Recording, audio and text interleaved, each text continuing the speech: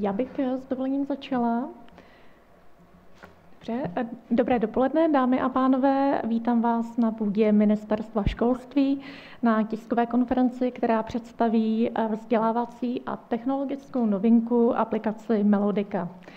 Role řečníků se dnes ujmou vedoucí projektu za Pedagogickou fakultu Univerzity Karlovy profesor Michal Nedělka, Jaroslav Rauscher, vedoucí vývoje z firmy Verk, Igor Červený, manažer pro strategická partnerství z Pedagogické fakulty a pan Ladislav Tebich, obchodní ředitel Charles University Innovations Prague. A ráda bych omluvila pana ředitele Jana Mareše z Ministerstva školství, který se nemůže tiskové konference z neodkladných důvodů zúčastnit. A nyní poprosím pana profesora Nedělku, aby se ujal úvodního slova. Děkuji. Děkuji. Dobré dopoledne, vážené dámy, vážení pánové. My se dnes setkáváme nad aplikací, která nese v sobě v podstatě takové základní heslo. Jehož tvůrce zde vidím naproti sobě, a sice Jana Amose Komenského, a sice Schola ludus, škola hrou, což je věc poměrně možná už dnes jako otřepaná a možná ji vnímáme i jako frázi, která nemá žádný obsah, jenomže opak je skutečností. Takto bychom aspoň školu mohli vnímat a takto bychom ji aspoň mohli koncipovat. A my jsme se rozhodli ve spolupráci tedy s firmou, jejíž zástupce, pan Rauscher, zde sedí jako vedoucí vývoje, jako vlastně hlavní osobnost tohoto vývoje, že bychom mohli tento princip dostat do hudební výchovy, přestože se zase zdá, že v hudební výchově obecně je prostoru pro hru dostatek. Pokud říkám škola hrou, opakuji teda škola hrou, tak si uvědomuji jednu věc. Hra je jasná, má tam být jisté procento zábavy, že vždycky ve výuce, ale škola znamená především vzdělávání, tedy osvojování si nových znalostí, poznatků, dovedností. A ta aplikace, na kterou se dnes scházíme, toto všechno podle nás má opravdu zajišťovat a toto také obsahuje. My se podíváme později na to, jak funguje. Zde bych jenom si chtěl připomenout jednu věc, že totiž je to aplikace pro hudební výchovu a to má také nesmírný význam. Aspoň tedy pro nás, kteří zde jsme, jelikož vidím zde tedy mnohé z vás, kteří se hudebě právě věnují pedagogicky nebo také i interpretačně. Totiž hudební výchova stojí přesto přeze všechno, jaký má pro nás význam na okraji zájmu společnosti a je to dáno jistě pragmatismem mnoha a mnoha let zpětně, pokud si uvědomíme, že tedy pro žáka na základní škole je rozhodující, aby uměl zcela jiné věci, které se později stanou pro něj důležité v jeho dalším studiu či v jeho další profesi. Ale na druhou stranu si neuvědomujeme a zapomínáme to, že pokud se nerozvíjíme hudebně a pokud hudbu aspoň nemáme a nechápeme jako nějakého trvalého průvodce naším životem a neumíme ji ani vnímat pořádně, natož provozovat, to už je další věc, tak se přece jen naše emocionální sféra rozvíjí odlišným způsobem, než když s hudbou jaksi souzníme a žijeme s ní trvale po celý život. A ty výsledky jsou velice, velice zásadní, jelikož emocionální sféra člověka, pokud není rozvinutá, vede k tomu, co slýcháme a čteme každý den, že totiž je zcela běžné násilí, jsou zcela běžné vraždy, nemusíme se bát v podstatě vůbec žádného postihu, protože necítím žádnou lítost s tím, komu ubližuji a podobně. Takže i toto je velice důležitá věc, která vede hudební výchovu, aspoň tedy v našich očích, na nějakou jinou příčku v žebříčku hodnot, než na tu, na které v současné době je. No a to, že je na okraji zájmu, to také je způsobeno pochopitelně i vnitřními nějakými problémy samotné hudební výchovy. Když se podíváte sami třeba zpětně, jakou jste prošli hudební výchovou, neříkám teď, že zde všichni máme úplně stejné zkušenosti, tak ale přece jen, co jsme tam mohli provádět, tak mohli jsme zpívat, mohli jsme hrát třeba na dětské nástroje a tak dále, poslouchali jsme hudbu, dostávali jsme třeba i nějaké výklady z dějin hudby a tak dále, ale ono to přece jen na dnešního člověka je poměrně málo. A proto také jsme svědky toho, že hudební výchova ještě v nedávném šetření byla vlastně předmětem, který byl úplně nejméně oblíbený mezi všemi předměty na základní škole, protože prostě žáci samotní v něm neviděli nic, čeho by se mohli se zájmem vlastně chytit.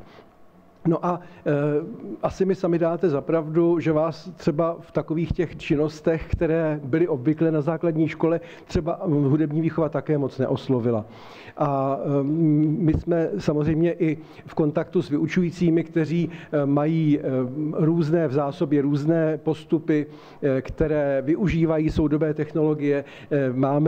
Máme kontakty s učiteli, kteří opravdu aktivizují žáky naplno, ale přece jen můžeme říci, že zde stále něco chybí, a totiž to, že hudební výchova nekráčí zcela jaksi rovnocenně s vývojem techniky, s vývojem informačních technologií a tak dále, a že přeci jen se jaksi trošku zapouzdřila v té své většině někde v tom minulém století. Takže i aplikace má v tomto případě výrazně pomoci.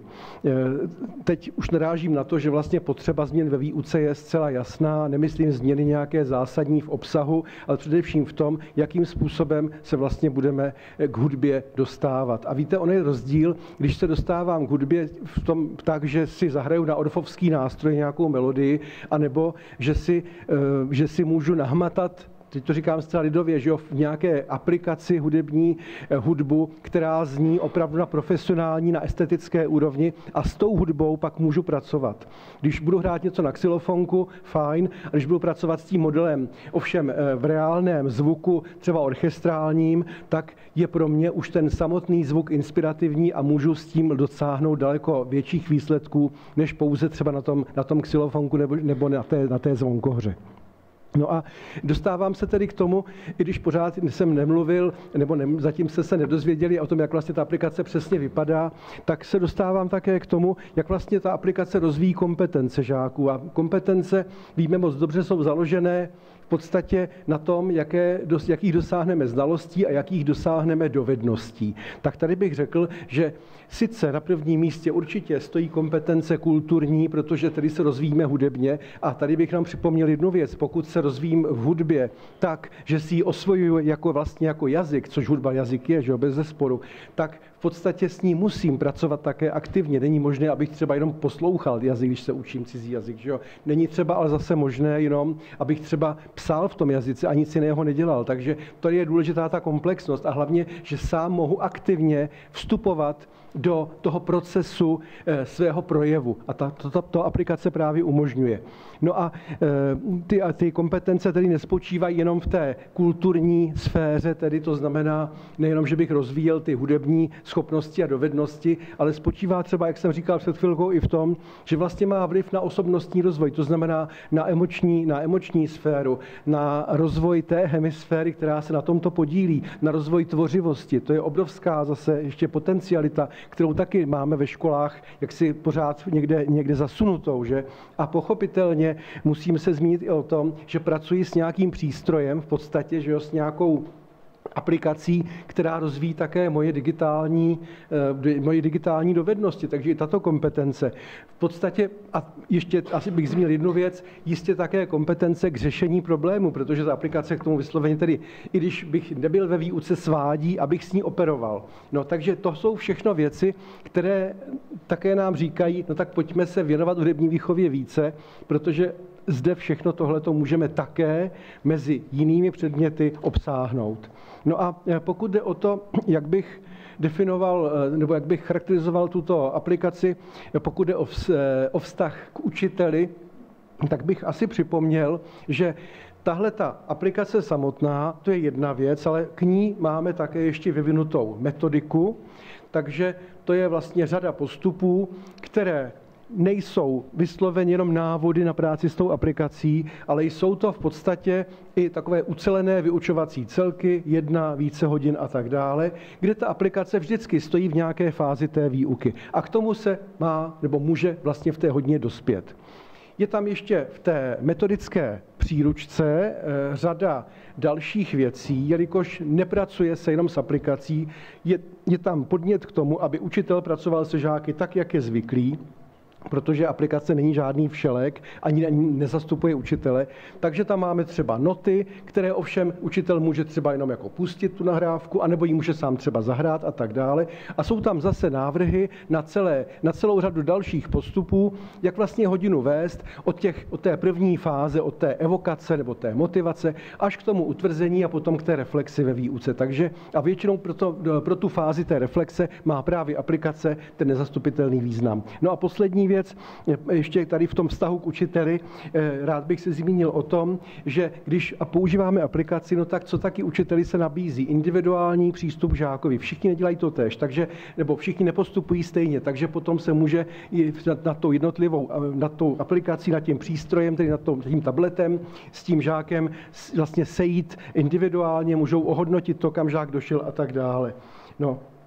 A na závěr jenom tedy ještě připomenu, rozhodně nechci, aby zde vznikl dojem, že aplikace má být nějakým strojem, který nahradí osobnost. Nikdy ne, je to vždycky jenom pomůcka, je to dobrý nástroj, jak jsme si ověřili už v mnoha případech ve spolupráci se školami, ale rozhodně je k tomu potřeba živý člověk a především člověk, který tomu svému vyučovacímu předmětu opravdu rozumí. Takže ani studium pro učitele není rozhodně zbytečné. No ale ještě na závěr k těm školám máme zde právě, vidím tedy i zástupce ze škol a jedním z ředitelů té školy, nebo těch škol, kde jsme aplikaci testovali a kde jsme se setkali se žáky, kteří nám představili své výsledky práce s aplikací, je právě zde přítomný pan ředitel Josef Vališ, ředitel základní školy ve Valticích a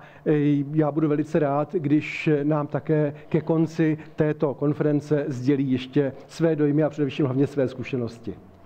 Děkuji za pozornost. Já děkuji panu profesoru Nedělkovi a předám slovo panu Rauscherovi z firmy Werk. Tak hezké dopoledne, vážené dámy, vážení pánové.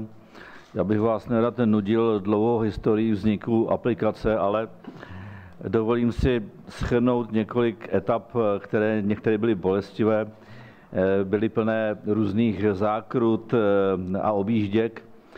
Víceméně ten proces trval více než 10 let.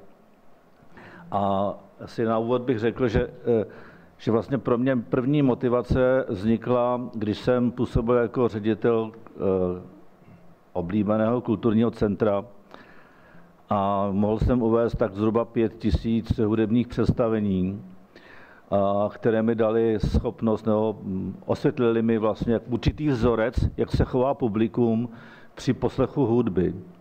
Zároveň jsem měl možnost komunikovat s velmi významnými mezinárodními hudebními ikonami a šokem pro mě bylo zjištění, že třeba ve Velké Británii, ve Francii a dokonce v USA mají instituce, ministerstva a vydavatelství za povinnost investovat do mladé generace nových talentů. A to u nás není, prosím.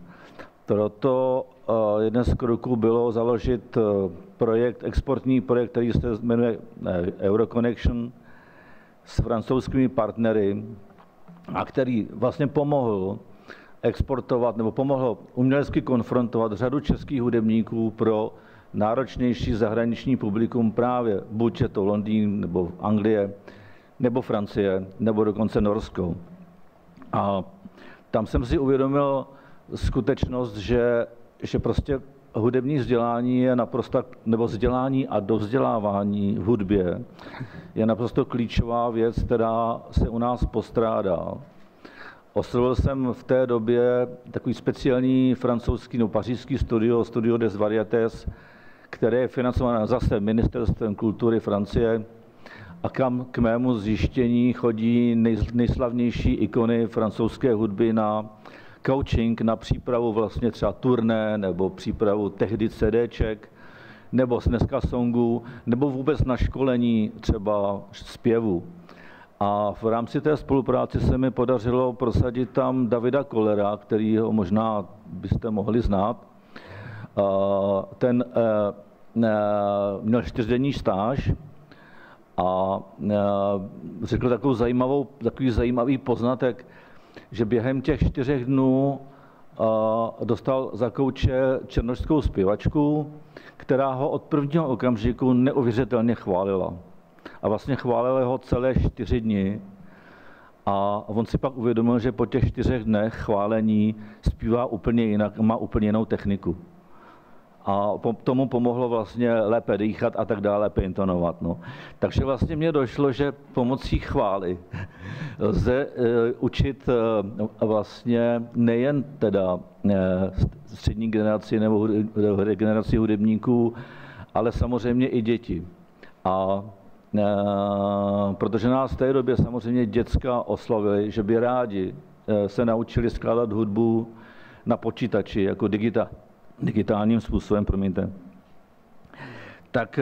Tak mě napadlo, že musíme vymyslet něco jako chválící koncept, který těm dětem vlastně otevře hudbu takovým způsobem, že budou schopni pochopit, jak vzniká, protože děti samozřejmě hudba extrémně zajímá, ale zajímá hudba, kterou oni mají rádi.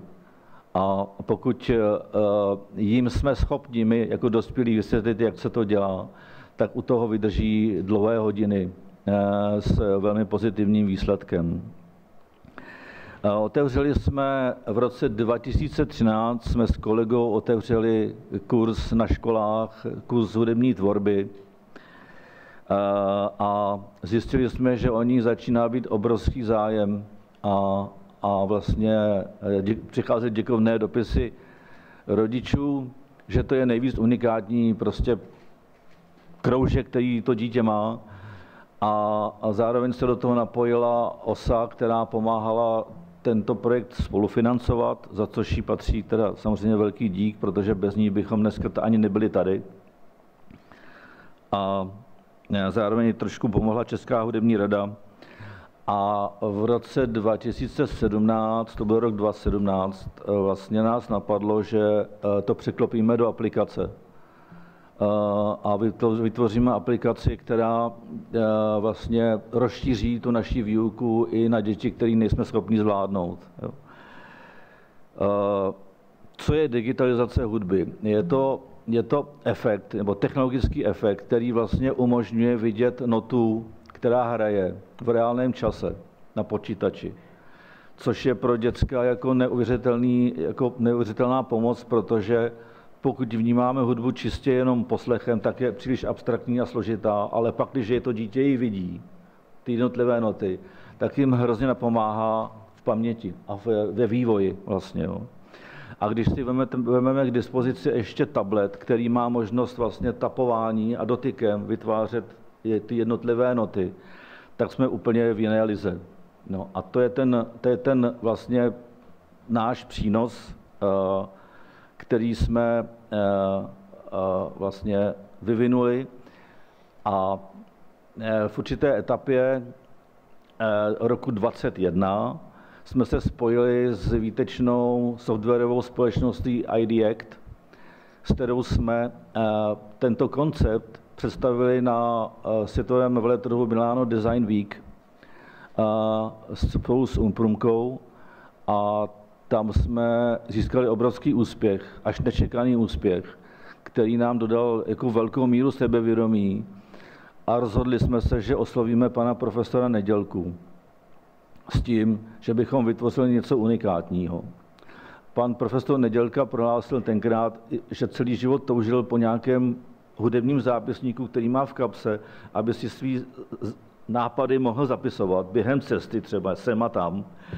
A my jsme mu slíbili, že něco takového budeme schopni vytvořit. Takže Dream Team se rozšířil o další Dream Team akademiků a vytvořili jsme něco, co z mého pohledu je naprostý unikát, protože spojení akademické sféry s tím jakoby živelným hudebním projevem nebo hudební kreativitou nezávislého sektoru prostě nikde na světě není, nebo neviděl jsem, nikde nepoznal jsem nic podobného. Buď je to soudobá hudba, nebo je to klasická hudba, nebo je to současná jako moderní hudba v rámci třeba indie popu. Jo.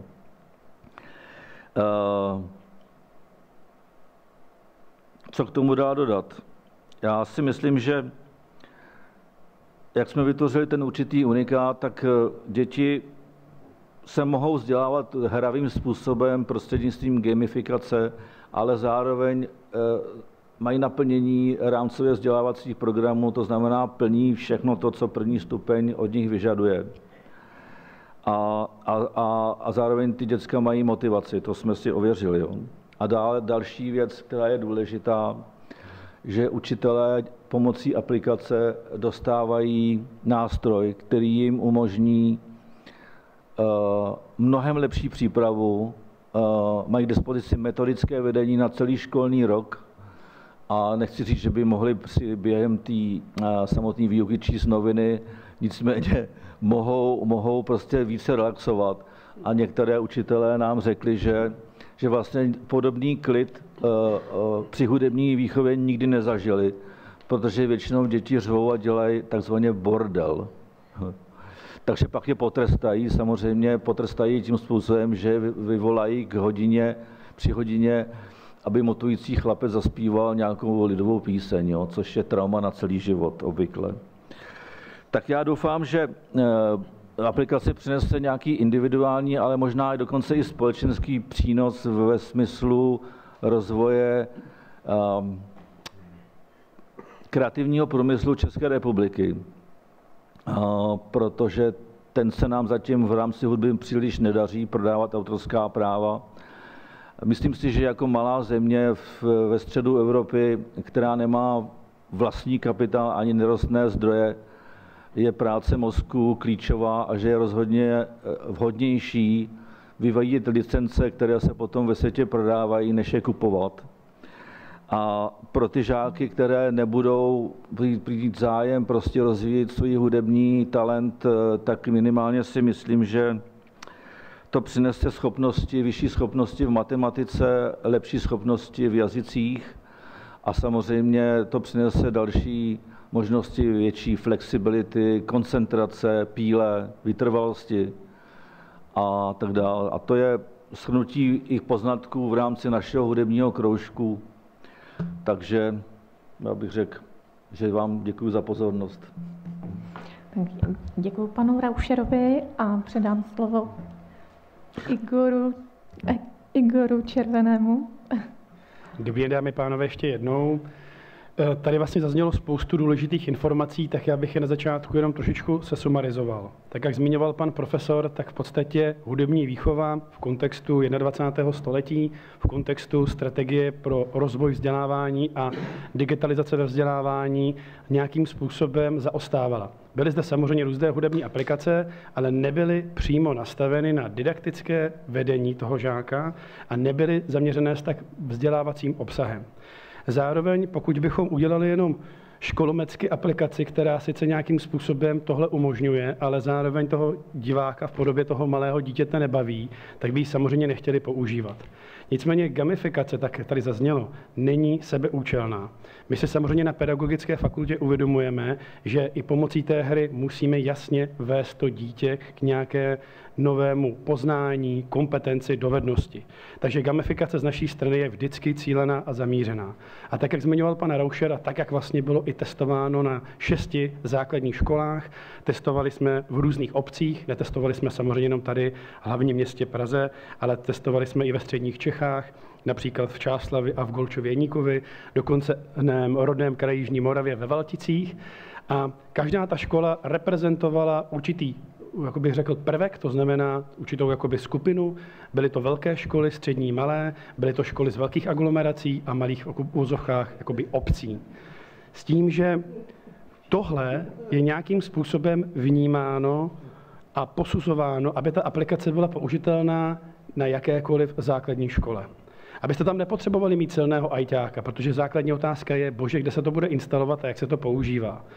My na pedagogické fakultě rozvíjíme několik startupů, několik spin-offů v oblasti digitalizace ve vzdělávání a všeobecně víme, že základní školy jsou trošičku po personální stránce genderově nevyvážené. To znamená, sehnat dobrého ajťáka pro tu školu je poměrně náročné, obzvlášť tady na území hlavního města Prahy, protože platy v ICT jsou úplně jiné v korporátní a privátní sféře. A ta aplikace je nastavená tak, aby se jednoduše stáhla a jednoduše používala. To je totiž to celé gro. Určitě všichni, co jsme tady v místnosti, jsme zažili nějakým způsobem e-learning a jistě na něho máme jenom samé dobré vzpomínky. Takže to bylo jedno ze základních předpokladů. Aplikace musí být jednoduchá a použitelná. Zároveň se bavíme o generaci alfa a Z, to jsou 2 generace dětí, základní školy a střední školy, které už vyrůstají v období, kdy nezažili bez internetu. To znamená, aplikace musí vycházet z nějakých jejich běžných nauk, jak fungují sociální sítě, multimédia, ale zároveň je musí bavit. A tady, jak zmiňoval vlastně pan profesor, obsah je nějakým způsobem v kontextu toho RVP. To znamená, my svou aplikací přinášíme to, kam se má teďka posunout celé školství. Dochází ke změně, hudební výchova vlastně nějakým způsobem nabobtnává o multimédia, digitální kompetence a digitální gramotnost se stává průřezovým tématem a tohle všechno my vlastně pedagogům a žákům poskytujeme. Ale jako pedagogická fakulta si taky uvědomujeme, že po vás nemůžeme po trhu hodit jenom aplikaci a děj se vůle boží. My jsme samozřejmě jako pedagogická fakulta připravili speciální didaktické materiály pro učitele, aby věděli, jakým způsobem vzít tu aplikaci a integrovat ji do výuky. A připravili jsme i školení učitelů v rámci jejich celoživotního vzdělávání. To znamená, ti učitelé, co budou mít zájem a nebude jim stačit jenom ten v uvozovkách manuál, jak s tím pracovat, tak mohou jít i k nám, nebo my k nim samozřejmě a tu způsob jakoby rozvíjet. Poslední bod je, jakým způsobem bude aplikace nějakým způsobem diseminovaná do trhu. My ji ve velmi brzké době spustíme pro základní školy na území České republiky. V dalším kroce rozvineme obsah pro střední školy, ale samozřejmě, jak tady zmiňoval pan Rauscher, Francie, Itálie, Anglie, potažmo Spojené státy. My máme samozřejmě ambici, aby tato aplikace nějakým způsobem putovala do světa. Náš první zahraniční trh bude nepřekvapivě Slovensko, protože jsou to naši v uvozovkách bratia. A pak se samozřejmě budeme spojovat s různými pedagogickými fakultami po Evropské unii a vytvářet s nimi konkrétní obsah. Málo kdo totiž ví, že každá země v Evropské unii má školství nastaveno trošičku jiným nebo někdy i diametrálně odlišným způsobem, takže z naší strany nemůžeme udělat jenom překlad. My se samozřejmě musíme spojit s těmi fakultami, s těmi partnery v těch konkrétních státech a customizovat obsah, aby aplikace byla použitelná. Aplikace se po softwarové stránce samozřejmě měnit nebude, bude se pouze dál rozvíjet po obsahové stránce a to jak pro český trh, tak samozřejmě i zahraničí. Já potom samozřejmě předám oslý můstek tady na pana kolegu z CUIPu, to znamená, my jako pedagogická fakulta jsme samozřejmě velmi rádi, že jsme zaprvé obdrželi grant od České republiky, konkrétně od Technologické agentury České republiky, byl to aplikační grant, spojila se soukromá sféra, umělci a pedagogická fakulta Univerzity Karlovy, vytvořila aplikaci a k poslednímu kroku vznikl takzvaný spin-off. Shodou okolností pedagogická fakulta už má 2 spin-offy, takže když se o nás říká, že jsme občas kostnatělé fakulty, tak můžu říct, že pedagogická fakulta UK v Praze rozhodně není. A na základě spolupráce právě s CUIPem vznikl spin-off, vznikl v minulém roce a ten od letošního roku, potažmo od začátku prázdnin, bude mít na starosti oslovovat a navazovat partnerství se základními školami, potažmo s zahraničními partnery. Děkuji za vaši pozornost. Děkuji panu Červenému a pane Tebichu, je to vaše. Děkuji, dobré dopoledne, dámy a pánové. Já bych chtěl především poděkovat tady kolegům za to, že jsme s nimi mohli na tomto projektu spolupracovat. Výsledkem tedy je ten spin-off, což za mě je úžasná věc. Nebyl to náš první společný projekt, takže ještě jednou díky za spolupráci. CUIP je transferová kancelář Univerzity Karlovy. Karlova univerzita ji plně 100% vlastní. Někdy od roku 2018 se nám podařilo uzavřít zhruba 160 licencí, komercionalizovat 23 patentů a založit 15 spin-offů s majetkovou účastí univerzity. Jedním z nich je Melodika. Jaká je naše úloha v tom procesu transferu? Samozřejmě, jako asi každý si dovede představit, bude to nějaké hodnocení projektu, hodnocení potenciálu, vyjednávání podmínek, uzavírání smluv a tak dále. Ale já si myslím, že tou nejdůležitější věcí, kterou my do toho přinášíme, do toho procesu, je vybudování ovzduší důvěry mezi vědci a mezi tou komerční sférou. Asi není žádným tajemstvím, že tyhle dva světy mluví velmi jiným jazykem, který se nevždy potkává a nevždy si rozumí, ale pokud vybudujeme tu důvěru mezi nimi, tak potom věříme a mnohokrát se nám to potvrdilo, že ty projekty jsou nakonec úžasné, úspěšné a úžasné, jako v tomto případě. A pokud se to daří, tak věci se na nás obrací znovu a můžeme dlouhodobě spolupracovat, stejně jako znovu opakuji v tomto případě. Když se řekne transfer, asi většina lidí si představí nějaké složité přístroje, složité postupy, technologie, ale není tomu vždy tak. Já myslím, že tohle je skvělý příklad transferu z těch takzvaných měkkých na technických disciplín, kde se propojilo to unikátní know-how, které kolegové z pedagogické fakulty mají, s tedy technologií tady od pana kolegy, a vzniklo něco, co pomůže výuce. Vznikl, nebojím se říci, produkt, který může jít do trhu a o který bude zájem. Mě vždycky těší, když za námi přijdou vědci a řeknou, něco máme, myslíme si, že je to dobré, myslíme si, že to má potenciál, myslíme si, že o to bude zájem. A co mě tam ještě vždycky je to poslední, kdy řeknu, jo, to je ono, je když řeknou, a je to univerzální, je to škálovatelné. A proto jsem hrozně rád, že tady zaznělo, půjdeme na Slovensko, půjdeme do Evropy, půjdeme do Ameriky, že se podařilo vymyslet něco, co není omezeno jenom na tu naší malou českou kotlinu, ale co může ukázat, že česká věda může fungovat i v širším měřítku. Děkuji. Děkuji. Tady máme vlastně ještě pana ředitele Valeše ze základní školy ve Valticích. Pane řediteli, můžete říct, jak pilotní testování u vás na škole probíhalo? Určitě. Já bych v první řadě rád poděkoval za pozvání a především za to, že jsem měl tu čest po celý školní rok testovat aplikaci Melodika. A mě při té výuce, při té praxi uchvátila především jedna věc, a to bylo, jak rychle ty děti aplikaci pojali jako přirozenou cestu, jak se umělecky vyjádřit.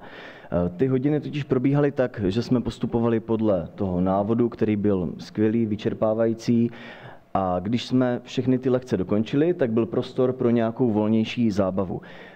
Většinou 80% z toho bylo vytváření nějakých hudebních smyček, do kterých si pak kluci třeba rapovali, holky zpívali, a nebo se třeba rádi vraceli i k těm lekcím. Opravdu je bavily i ty samotné lekce.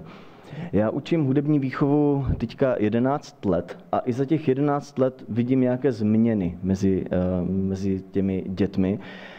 A aktuální generace, která je na základních školách, generace alfa, tak u nich je extrémně těžké si získat tu pozornost a jsou zvyklí ty informace opravdu přijímat přes ten displej. Já v žádném případě nechci podporovat to, aby byly děti jenom na telefonu nebo jenom na tabletech, ale to k tomu vůbec nevede. Je to pouze naše cesta, jak se dětem přiblížit trošku a jak je oslovit, jak jim otevřít dveře té hudby a jak je k hudbě dostat. Rád bych zmínil jeden konkrétní příklad, že si pamatuju jednu čtvrťačku, ze které jsem nikdy nedostal ani hlásku, běžně, když jsem přišel s kytarou do třídy a zpívali jsme. Ale když měla ty sluchátka a když si něco tvořila, tak ona, jak se neslyšela, tak si začala opravdu jako zpívat, ale ona úplně ztratila ten stud a teď s ní zpíváme i běžně, akusticky a nadále a je to strašně prima. A tohle je jeden příklad za jeden školní rok, ale i takových příkladů mám více a věřím, že jich bude už jenom přibývat a myslím, že Melodika je skvělá cesta, jak se těm dětem přiblížit a dostat je k muzice. Děkuji. Děkuji také. My máme pro vás připravené takové pěkné ilustrační video, tak poprosím o jeho spuštění.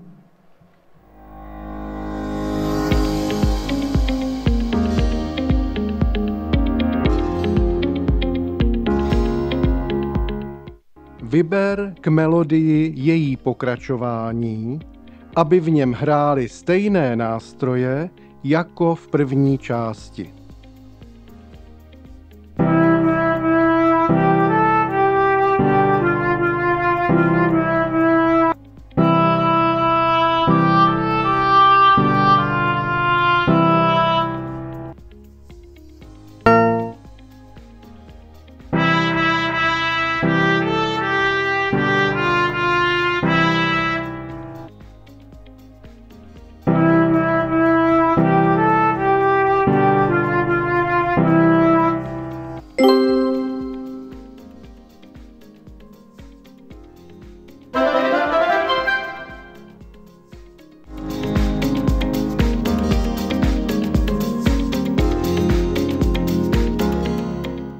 Přehraj si melodii s druhým hlasem. Tam, kde druhý hlas chybí, vyber ho z nabízených kusů, aby všechno dobře znělo.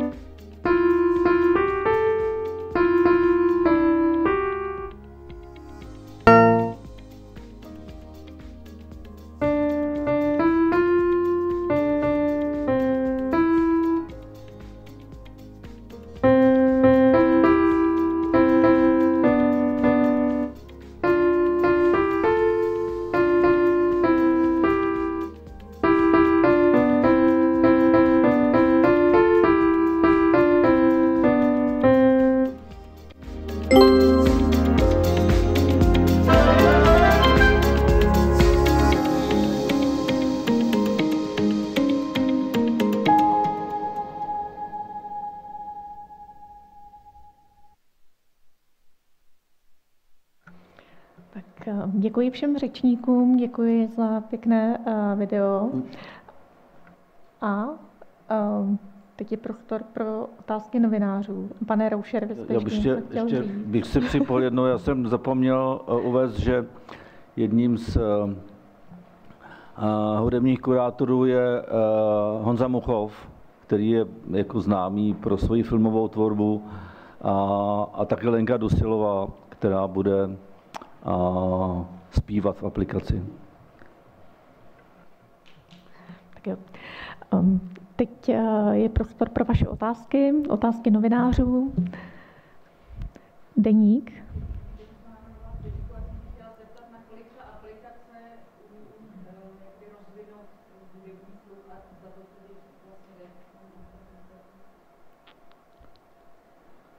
Nakolik ta aplikace Melodika umí rozvinout u žáka hudební sluch a jestli to vlastně jde, anebo jestli musí být tomu žákovi naděleno a nakolik je důležité, jak ten žák je hudebně nadaný nebo není. Děkuji.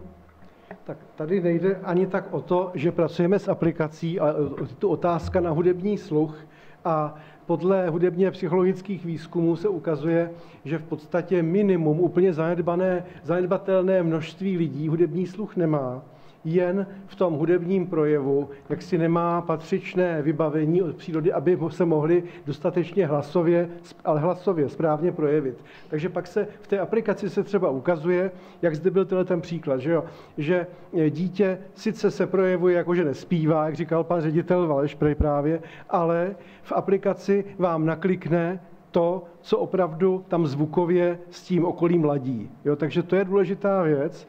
A pochopitelně, když se ptáte na to, jak rozvíjí hudební sluch a možná i další hudební schopnosti, tak tady můžeme říct jednu věc, že právě zase to říkal pan ředitel. Když člověk si poslouchá dobře znějící hudbu, tak má tendenci se s tou hudbou stotožňovat i hlasově po čase a prospěvuje si.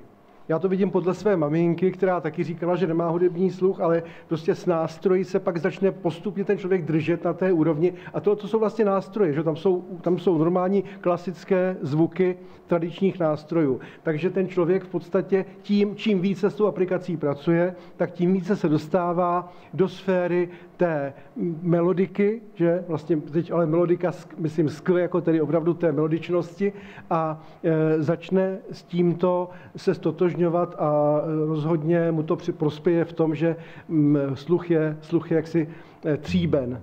Tak. Děkuji. Pane Raušere, chcete něco dodat? Já jsem jenom chtěl ještě doplnit pana profesora, že tam důležitá jako schopnost dítěte je paměť, že v okamžiku, kdy se vlastně mu ta skladba načítá a opakuje se, tak jemu se ta paměť rozšiřuje a zároveň se mu rozšiřuje vnímání rytmů a samozřejmě melodiky. A za těch x let školení dětí jsem si všiml, že se vlastně u všech dětí totálně změnil hudební vkus. Takže od těch klasických až jednoduchých melodií ta jejich estetika začala být náročnější. Ty požadavky byly náročnější, takže tam ten posun byl prostě evidentní. Jo, a ještě zároveň ty děcka projevily ve svém životě mnohem více radosti, že vlastně nezažívali tu frustraci. Oni měli možnost se ukázat s něčím, co sami udělali. A v okamžiku, kdy se to líbilo někomu ještě jinému, tak jim se zvedlo sebevědomí. Děkuji. No, nějaké další otázky? Tak já bych si dovolil dobrý den. Za společnost KNET, my jsme IT společnost a dovolím si jenom přidat takový zajímavý náhled vlastně z našeho pohledu, jelikož se setkáváme se stovkami různých softwarů a měl jsem možnost tuto aplikaci vyzkoušet. A opravdu pro nás to není jenom jako další aplikace, ale vnímáme to jako i za společnost jako takovou revoluci v hudební výchově a za obrovský vlastně přínos. Takže to jsem se chtěl podělit vlastně i o to, že z žádných jiných aplikací, co jsou na trhu, tam vlastně nevidím v tuto chvíli takový potenciál něco opravdu změnit a zlepšit vnímání hudby na další generace. Děkuji. Další dotazy? Ano, paní Hronová. Jsem se chtěla zeptat, jak jste zmínili, že ta hudební výchova patří k těm nejméně oblíbeným předmětům, tak čím se to vysvětlujete? Tady právě, jak jsem o tom mluvil na počátku, je problém v tom, že leckdy hudební výchova nabízí takové ty úplně tradiční cesty a činnosti, které nejsou dnes už příliš oblíbeny. Že jo? Tak vezměme si takové ty extrémní případy. Někteří učitelé, třeba čerství absolventi třeba pedagogické fakulty, nejsou dostatečně schopní nebo nevěří si v tom, co všechno by zvládli s dětmi ty všestranné činnosti nebo mnohostranné činnosti a proto třeba se omezují na přednáškový typ hodin. Takže dneska si povíme něco o Bedřichu Smetanovi. No tak to je opravdu přednáška, která nikoho z dětí nemůže nějak extra zajímat. Že? Potom jsou tady další věci. Mají učitelé obrovské snahy o to, aby hodina byla co nejpestřejší, aby obsahovala co nejvíce činností. No a tak se stává, že třeba zpívají hodně s dětmi. Jo? A teď máme leckteré ohlasy, prostě ale my pořád jenom zpíváme, nebo posloucháme třeba třeba zase jenom. A teď co posloucháme? No většinou to, co chceme sami. To znamená, posloucháme to, co někdo ve třídě řekne, pusťte nám to. No a to ty ostatní ani třeba nebaví a nakonec to všichni vnímají jenom jako kulisu. A vlastně ztráta času. A to ty děti jako podvědomě si vybavují, že to je ztráta, uvědomují, že to je ztráta času, že to prostě ta hodina nemá žádný smysl. A pak jsou tady takové ty snahy o to zařadit třeba činnosti instrumentální a tak dále. No ale tak, co nám zbývá? Děti nehrají na žádný nástroj, neznají noty, tak co budeme dělat? Budeme hrát nějaké takové osvědčené třeba 3tónové modely na dětské hudební nástroje. A teď ono to sice zní pěkně, ale potom ve srovnání s tím, co ty děti poslouchají mimo školu ve svém volném čase, to je prostě nesrovnatelné. Takže to je právě ono, jo? Taková ta zapouzřenost v tom, dejme tomu, v těch 90. letech. Jo?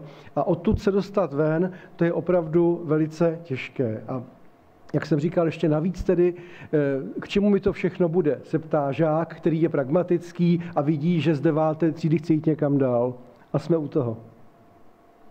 Prosím. Ano. My jsme se tady s panem Raušerem před tou tiskovkou vlastně bavili o tom, jakým způsobem přiblížit dětem tu hudbu tak, aby jim připadala dost trendy, aby nějak odpovídala tomu, na co se dívají, a to už vlastně začíná u dětí, které začínají chodit do školky. Když se je snažíte doma nějak formovat, tak ta školka to pak zabije tlapkovou patrolou a jinými záležitostmi. Mě zaujalo, že jste použili vlastně pro ten nácvik, nebo pro ten příklad, že jste použili lidovou píseň. Je ta lidová píseň vlastně pro ty děti jako přijatelná, přijmou ji, jsou schopni se do toho rámce vlastně jako vkročit, nebo do toho rámce vkročit a přijmout ji jako něco svého, s čím dokáží pracovat? Tady už pan Rauscher taky upozorňoval na jednu věc, že totiž ta aplikace využívá hudbu z daleko širšího spektra žánrů, než jenom lidovou hudbu. A tak to je první věc. Jo? Ale teď, když se ptáte na lidovou píseň, tak tady teď bych řekl, tak děti k ní žádný vztah mít nebudou, když začneme takhle zprostředka. Když předtím neprošli žádným kontaktem s lidovou písní, což nakonec taky není nic ojedinělého a vidím to například, nedávno dělala jedna moje studentka takový průzkum, aspoň v jedné škole, jak co na druhém stupni děti vlastně z lidových písní znají a které písně za rok školní prošly. A ukázalo se, že v 7. třídě to byla píseň Šla Naninka do zelí, a ještě takové halí belí, něco ještě k tomu. A když se ptala na to, jak k tomu došli, tady k těm písním té učitelky, tak říkala, no oni to znají ještě ze školky a říkali, že víc toho neznají. Jo? Takže pak si děti myslí, a teď to je ta vaše otázka v podstatě, že lidová píseň rovná se nějaká stupidita. Jo? Takže je opravdu potřeba pracovat s písní od počátku. To znamená, tohle, co tady bylo předvedeno, to je vlastně pro ten nejnižší stupeň. A ve školce ale s tím také učitelky nebo učitelé pracují, takže to je prostě potřeba s lidovou písní pracovat soustavně. Ona existuje v řadě i hotových podob, v takových aranžích a v takových úpravách a v takových interpretacích, že rozhodně to nemá nic společného s nějakou hloupostí, s nějakou jednoduchostí, s něčím podbízivým. A o to nám právě jde. A to též může platit třeba pro takzvanou vážnou hudbu, klasickou hudbu. Asi těžko bychom chtěli, aby třeba děti v první třídě vyslechly se velkým zájmem a s porozuměním třeba Smetanovu Vltavu. I když taky to někteří učitelé takhle dělají, jo, a dokonce i funguje. Ale dejme tomu, že to není úplně standard.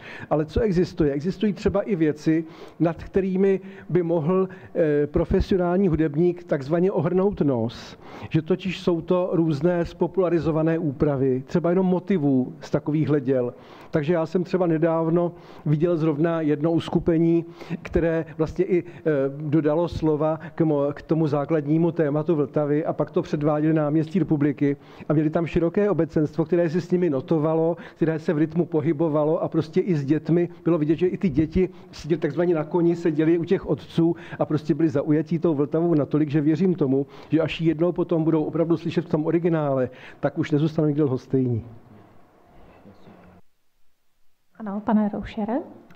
Já bych ještě si dovolil doplnit pana profesora. To, co jste viděli, je koncept pro první stupeň základních škol a koncept pro druhý stupeň základních škol, který bude víc o té kreativitě, bude k dispozici od září. Jo. A kreativita znamená z našeho pohledu zkus si spojit melodii a harmonii tak, aby se líbila tobě, protože pokud se líbí tobě samotnému, tak se zcela jistě najde ještě někdo jiný, komu se bude líbit také. A další krok je, že aplikace bude obsahovat hudbu všech žánrů, to znamená prostě od řekněme 60. let po současnost. Je tam možný pracovat třeba i s poezií prostě a tak dál a tak dál. Vzájemné hudební pucle, takže to je v procesu vývoje. Jo. Ale jako jeden z velkých poznatků je, že jsem dětem pouštěl třeba Janáčka na úplně moderním zvuku synthesizeru a oni říkali, Ježiš, to je skvělý rap, kdo to napsal? Janáček. A Bacha to samý. Tak ještě nějaké další otázky?